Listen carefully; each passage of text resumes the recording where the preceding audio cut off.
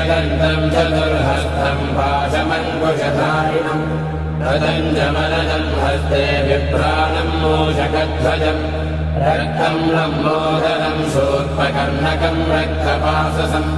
रक्तगन्धानुलिप्ताङ्गम् रक्तपुष्पैः सुपूजितम् भक्तानुकम्पिनम् देवम् जगत्कारणमच्युतम् आविर्भूतम् च सृज्यादो प्रकृतेः पुरुषात् परम्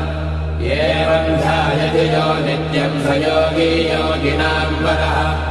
नमो व्रातपतये नमो गणपतये नमः प्रमथपतये नमस्ते अस्तु लम्बोदराय एकदन्ताय विघ्नविनाशिने शिवसुताय श्रीवरदमूर्तये नमो नमः एतत् सर्वशेषयोधीते स ब्रह्म भूयाय कल्पते स सर्वतः सुखमेधते स सर्वविघ्नैः बाध्यते स पञ्चमहापापात् प्रमुच्यते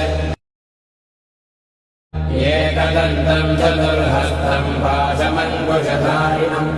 रदञ्जमनदम् हस्ते बिभ्राणम् मूषकध्वजम् रक्तम् लम्बोदरम् शूर्पकर्णकम् रक्तपाशसम् रक्तगन्धानुलिप्ताङ्गम् रक्तपुष्पैः सुपूजितम्